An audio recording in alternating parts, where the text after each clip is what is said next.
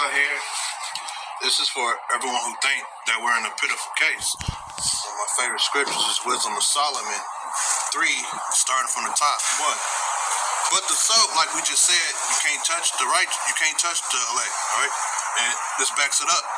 But the souls of the righteous are in the hands of Yahweh, and there shall no torment touch them. You see, no torment's going to touch us. And nobody can touch us unless the Lord ordained it. In the sight of the unwise, they seem to die, and their departure is taken for misery. All right, and like, you got people driving by looking at us now like, them dudes is crazy, man. It's cold as hell out here, man. Like, they think we miserable, but we're really not. Because deep down inside our mind, you know, we at peace with the Lord, all right? But just talking about that, because the things that we're going to go through, they're going to think that we're in great misery. Like, hey, if one of us got to go under that guillotine and get her head chopped off, they're going to be like, oh, stupid.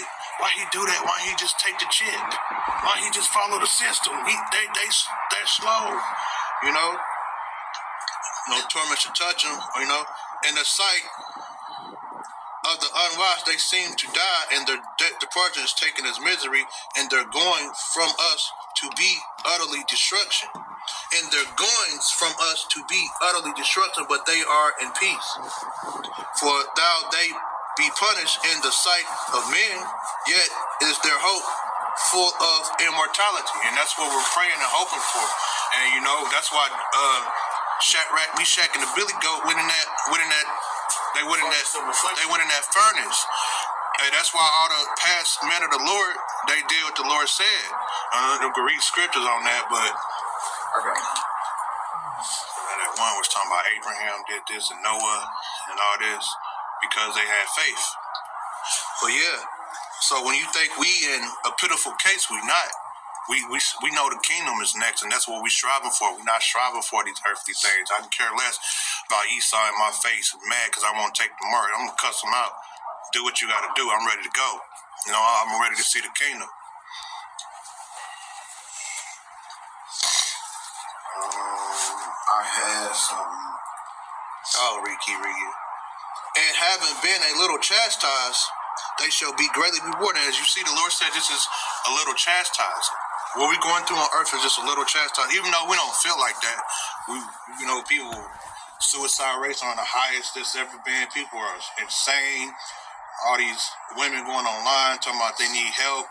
It's a lot of misery going on here, but to the Lord, he said that's still just a little chastising. And we have to understand that. And why is that a little chastising? Because the kingdom of heaven, what we're going through now is like a drop in the ocean compared to what we're about to get. And I believe when we get to the kingdom, we're going to forget about this life real fast, you know? Yeah, because the scriptures speak about this life being pretty much like the blink of an eye. Mm-hmm. Matter of fact, let me. I thought it was, when I first came to truth, I thought I heard a scripture that said that what these afflictions we're going through is like a drop in the ocean, but it probably was in another translation because I can't find it. I got something along the lines of, So this is nothing, man, compared to a Lord already on his way back. He already doing all this stuff. We already at the end, and I'm trying to throw my age out there, but I ain't that old. So I can't even complain like that. You suffered for a little bit of years, and the Lord started looking out for you and had your back. Then the kingdom, and we went through Jacob's trouble. Bang, the Lord gave you spiritual gifts, or you went out and woke up to the Lord, and now you in the kingdom, you in the chariot, celebrating, drinking with your Howard Shad. Like, you can't really complain if you really just sit and think about it. This is Zephaniah chapter 3. In verse 14, start at verse 14. We're going to read all the way down to pretty much 19. It says, sing, O daughter of Zion, shout, O Israel, be glad and rejoice with all the heart, O daughter of Jerusalem. The Lord hath taken away thy judgments. He hath cast out thine enemy, the King of Israel, even Yahweh is in the midst of thee. Thou shalt not see evil anymore. In that day it shall be said to Jerusalem, fear thou not, O to Zion, let not thy hands be slack. Yahweh thy power in the midst of thee is mighty. He will save, he will rejoice over thee with joy, he will rest in his love, he will joy over thee with singing. It says, I will gather them that are sorrowful for a solemn assembly, who are of thee, to whom the reproach of it was a burden. Behold, at that time I will undo all that afflict thee, and I will save her that halteth, and gather her that was driven out, and I will get them praise and fame in every land, and where they have been put to shame. So, like the brother was going into, I read all that, it was self-explanatory, but all of that sorrow, all of us being in a pitiful case, all of the scorners, the people who mock at us, the people who hiss at us, we're going to be glorified. And this is all of Israel, pretty much, Yep. All of our enemies are going to be, they're going to know. Our enemies are going to know what they did. All right, and how they conducted themselves. What did they do to the children of Israel, the Heavenly Father's people? Okay. One more. Verse 20 says, at that time will I bring you again, even in the time that I gather you, for I will make you a name and a praise among all the people of the earth, when I turn back your captivity before your eyes, saith Yahweh. So that captivity is gonna be turned upside down. It's gonna be pretty much non-existent, compared to the life that we live now, compared to the kingdom, which is going to be immortality. This life is kind of like a blink of an eye. That's why this life means nothing right now. I'm finding it hard to catch interest in anything besides the scriptures. I don't know if any other brothers be going through that, but it makes it like I ain't want to watch basketball no more. I don't want to listen to music no more. I just listen to scriptures all day. But I got another preset. Go ahead. This is Psalms 149. Also goes into our rest. This is what I read. And praise ye the Lord, sing unto the Lord a new song, and his praises in the congregation of the saints. The saints are the Israelites. He said, we praise thee the new song. All right. Let Israel rejoice in him that made him. Let the children of Zion be joyful in their king. Let the praises of his name be in the dance. Let them sing praises unto him with the timbrel and harps. For the Lord taketh pleasure in his people. He will beautifully the meek with salvations, as we spoke about the meek earlier. Let the saints be joyful in the glory. Let them sing out loud upon their beds. And that's what I really wanted, because this place is not our rest. All right. So when we do finally make it to the kingdom, the Lord said, let them sing out loud upon their beds. That's rest. All right. We're going to get the rest. We're not going to have to worry about the heathen. We're not going to have to worry about nothing. I mean, we still going to have to beat them, but we're going to have fun doing it. They're going to be our servants. We're going to have women as concubines. Our women going to be finally in her right mental space, and everything's going to be amazing. So this life, once we actually get through it, we're going to just rejoice, and definitely with us being out here laboring, we won't have to be in forever sorrow like the other Israelites who got destroyed and got brought back. All right, because they're going to be in forever shame. So we won't even have to deal with that. So what we're doing right now is the greatest honor anybody can ever do in this universe, because we're going to get the universe for this, and you people don't understand that. Yeah.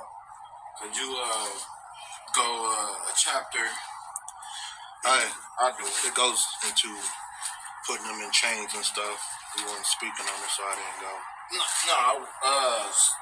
Psalms Let 145 and 18. I'll get it though. I know your hands cold. I got warmers. It's kind of helping. This is Psalms 145 and 18. And it reads, He will fulfill the desire of them that fear him. He will also, he also will hear the cry and will save them. The Lord preserveth all them that love him, but all the wicked will he destroy. Okay? Yeah, and that's self-explanatory. So, And this world hates Yahweh Shem Yahweh. I was thinking today, I started laughing. I'm like, man, these people are retarded and stupid and they don't know nothing. No wonder the Lord flooded the whole entire earth. Now I understand it. I understand now. It makes a lot of sense. It's because this place needs to be obliterated off the face of the earth. And that's what the Lord is going to do. Because this place is so demonic and wicked. I don't even understand how people are so demonic like that, man. But the Lord blessed me not to be like that. Since I was a kid, I always had something about me where that evil stuff just didn't make sense to me. Yeah, because the scriptures speak about for her sins have reached to heaven. The reason why the brother is saying, pertaining to America and why it's so wicked, because if you do a Google search on how many children come up missing a year in America, the numbers are really alarming. It's really scary. The video you posted, I watched it yesterday, of that lady on Oprah. Yeah. And I started to send you another link. It's something else compared to that. It's called The Red Room. And it's dealing with Amalek again, when it's where they go do what she did. Oh, you should have sent me that. Yeah, that you could have added to your video. They take this little girl was born in the same thing. She took hammers. And the little girl was speaking about it. Yeah, I was looking for that. I got it. It's on my page. It's on my page. But they made her take hammers to the babies and bash the babies in, man. So pretty much what the brother is going into, Amalek had tribe of Esau and Edom. Is real privy to satanic rituals dealing with human or child sacrifices. So yesterday I posted a video of an Oprah episode. I think it was deleted. 1989, but it was deleted off air because a Ish woman, had went on national television and stated that a lot of Ish people in America, a lot of them in America are practice satanic rituals. Yep. And in that ultimate ritual, when they do sacrifice, because it goes into, I'm going to try to code this, but it goes, they feel like they get powered by it. But if you ever heard of something called a crenodrome, if I'm saying it right? Adrenochrome. It was years ago when the 2020 happened. There was rumors that I don't want to go too deep in it. I ain't gonna go that far. I'm gonna keep it simple. Pretty much, part of things they was talking about, people were doing at that island. If you know what I'm talking about, they were going there to do exactly what we're talking about. We're talking about the top presidents. I don't want to say their names, but the top president, they're going to the island. That's something they can do there too, And all the celebrities take place in this. It depends on how far you want to go as a celebrity. Yeah, so, right now, it might seem like I said, it might seem like the wicked getting away with this and that and all of that, but the scriptures say otherwise. As the Psalms 145, and I think verse 19 I just brought out, the wicked's going to be put under. The wicked's going to be destroyed. That Job 20 and 22, we already brought it out. Okay. The Job 20 and 22 stated that in the fullness of his sufficiency, he shall be in straits. So he's going to be put in his place. the wicked, of course, and then also too, like we said, 2/3 of our people, are gonna have to be born back through the lineage and loins of the elect because they participate in wickedness. Yeah, like the 2/3 people you join with that stuff, man. All them rituals, all these rappers, all these athletes, man, all these movie celebrities, they did things. I don't know how heinous it is, but they did things in order to get what they got.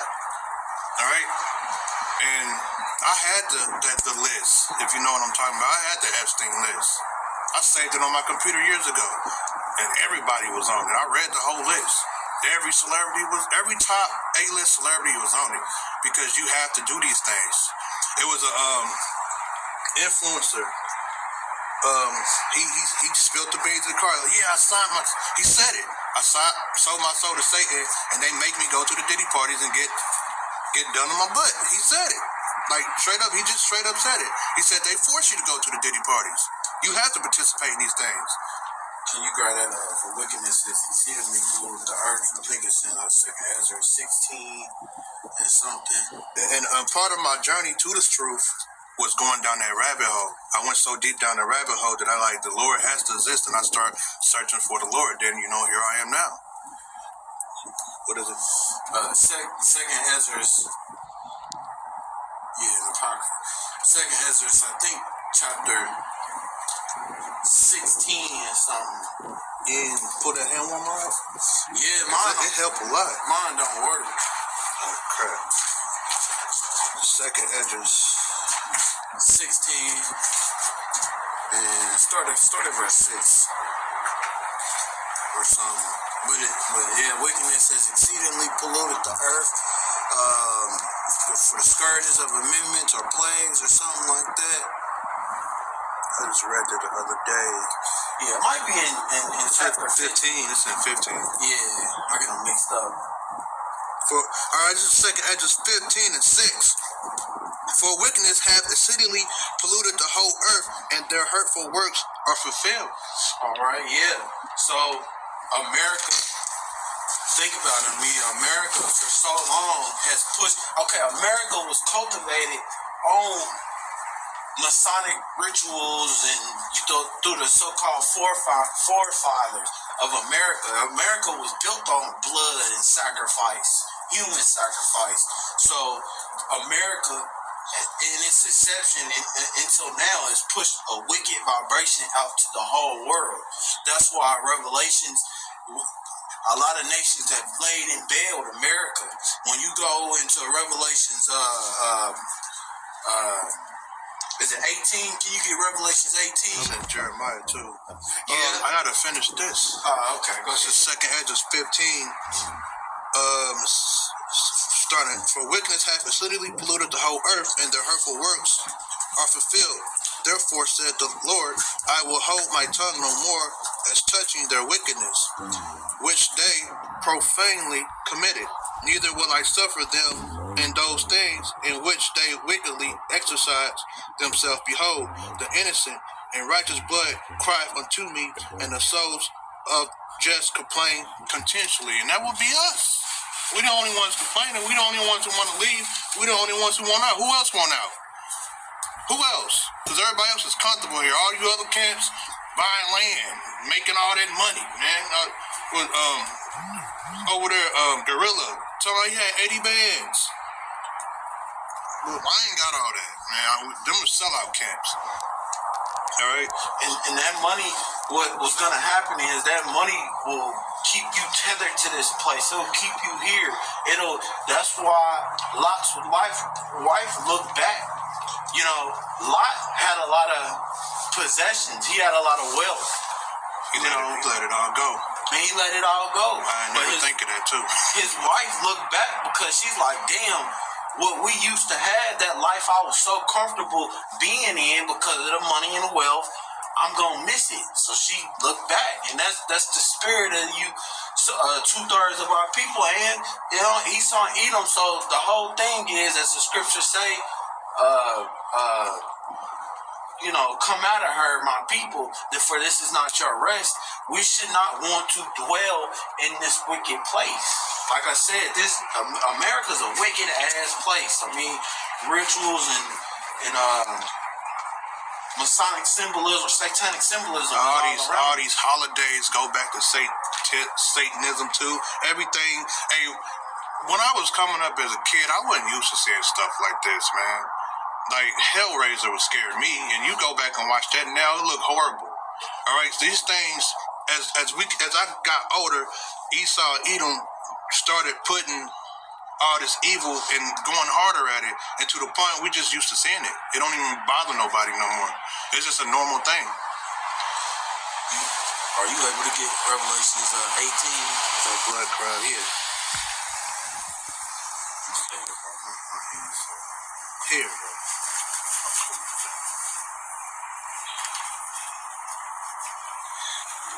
No better. Well, I got my hands in my hoodie, and it feels good in there. Let's see. Revelations 18. I don't know.